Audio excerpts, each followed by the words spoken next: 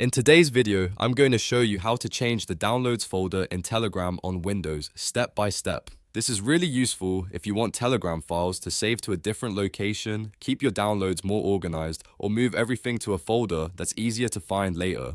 If this tutorial helps, make sure to hit the like button and subscribe for more quick software guides. Alright, let's jump right into it. First, open the Telegram desktop app on your Windows computer.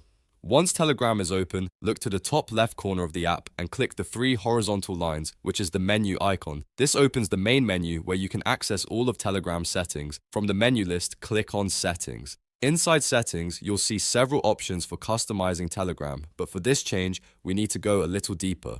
Scroll down until you find Advanced, then click on it. The Advanced section contains more detailed options for how Telegram behaves on your device, including storage and download settings. Now, look for Download Path under the Settings list and click it. This is the option that controls where your Telegram files are saved on your Windows PC. Once the folder selection option appears, choose Custom Folder, cleared only manually. This setting is helpful because it lets you control exactly where files go and keeps them from being automatically cleared. After that, go to the folder you want to use as your new download location. You can choose an existing folder or create a new one if you want everything stored in a separate place.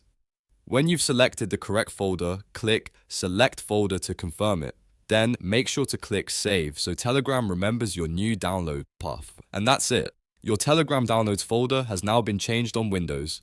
From this point on, any files you download through Telegram will be saved in the folder you selected. If this video helped you out, please give it a like and subscribe to the channel for more easy Windows and app tutorials. Thanks for watching, and I'll see you in the next one.